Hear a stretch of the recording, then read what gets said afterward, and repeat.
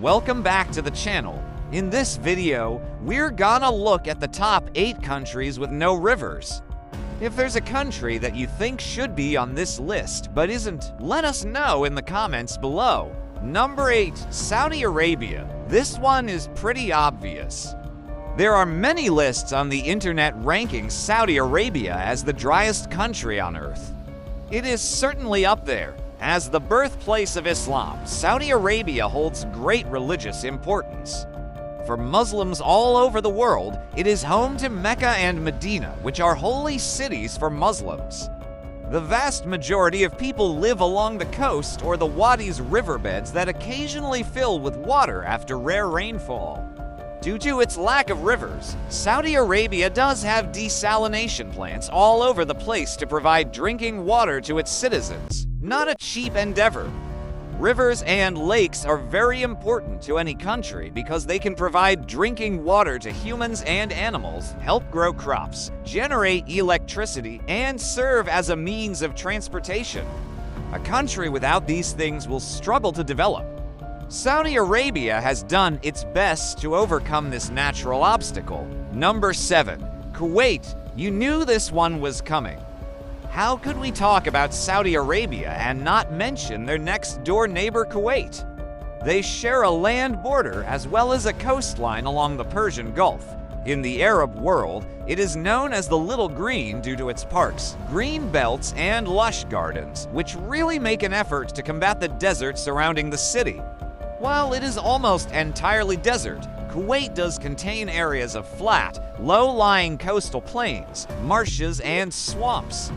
Although not technically rivers, these areas do hold water and are fed by rain and the tides of the Persian Gulf. Despite the lack of traditional rivers, Kuwait has several desalination plants to provide drinking water to its population. Kuwait City, the largest city in Kuwait, is located on the Persian Gulf. This makes it possible for the city to obtain fresh fish and other seafood. This helps ensure that the residents of Kuwait City have access to protein-rich foods. Number 6, Qatar. Our next 3 countries all share a land border and are basically connected. Qatar is our first stop. Much like Kuwait, Qatar is a small peninsula bordered on 3 sides by Saudi Arabia and 1 side by the Persian Gulf. This tiny nation is sometimes overshadowed by its larger neighbors, but it is very much its own country with its own unique culture and history. Qatar has the 3rd highest per capita income in the world. So even though it doesn't have any rivers, it does have money to build some giant ones if it wanted to. Qatar has invested heavily in infrastructure projects such as new roads, railways, and public transportation systems to support its growing population. These investments have helped to improve the quality of life for Qataris and have made it easier for people to get around the country. Qatar also has a strong focus on renewable energy and has set ambitious goals for reducing carbon emissions. Number 5, Bahrain. Back to the borders we go. Our second stop on this little tour of river-less countries on the Arabian Peninsula. Bahrain is a small island nation located in the Persian Gulf. It is the smallest country in Western Asia and is known for its rich history and cultural heritage. Bahrain is home to several ancient archaeological sites, including the burial mounds of Aali, which date back to the 3rd millennium BC. Throughout its history, Bahrain has been a center of trade and commerce. Thanks to its strategic location in the Persian Gulf, the country's economy has traditionally been based on pearling and fishing, but in recent years it has diversified into sectors such as banking, manufacturing, and tourism. One of the main attractions in Bahrain is the Formula 1 Bahrain Grand Prix, which is held annually at the Bahrain International Circuit. The race is a major event on the Formula 1 calendar and attracts visitors from all over the world. Number 4, Oman. Our final country on this little mini tour is Oman. You might be starting to think that this whole continent is just one big desert. While it is hot and dry, especially in the summer, there are actually different climates in Oman depending on where you go. The northern mountains receive regular rainfall, and the country has plenty of wadis, which are valleys that only fill with water during the rainy season. While they aren't rivers per se, they do contain water at certain times of the year. The capital city of Muscat is located on the southeastern coast of the Arabian Peninsula and is home to around 500,000 people. It is one of the fastest growing cities in the region and is a major commercial and industrial center. This historic fort dates back to the 17th century and is one of the most iconic landmarks in the city. Visitors can explore the fort's museum and learn about Oman's history and heritage. Number 3, Australia. Now we're moving away from the Arabian Peninsula and onto the other side of the world.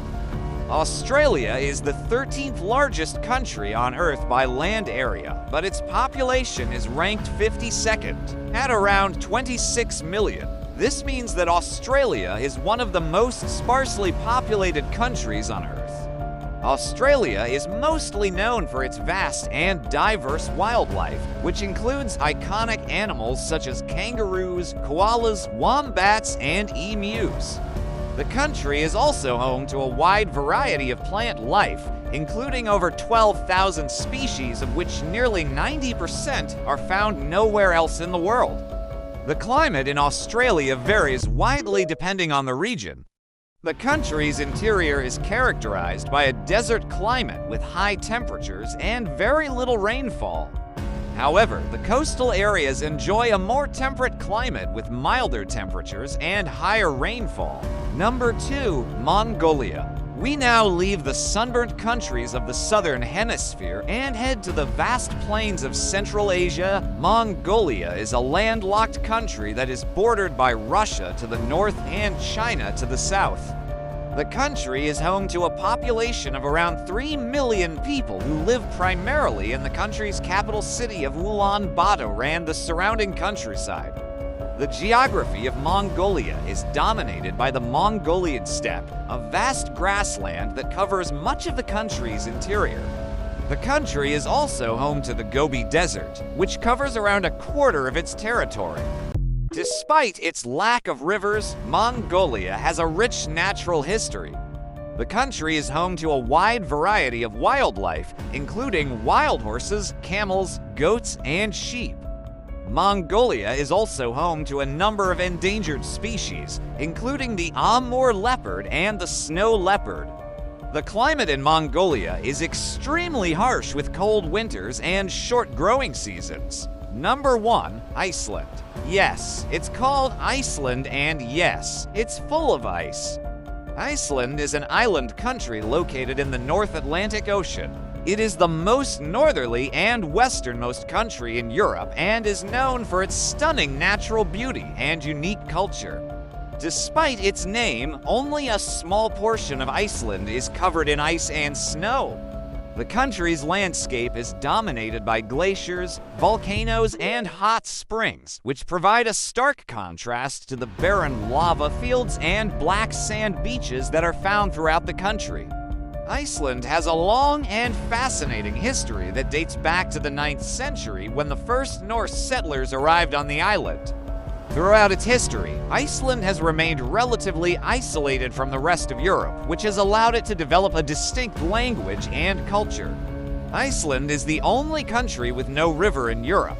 Thanks for watching. Let us know your thoughts in the comments, and see you next time. That's make the ends of our video today on Bidhan Online channel.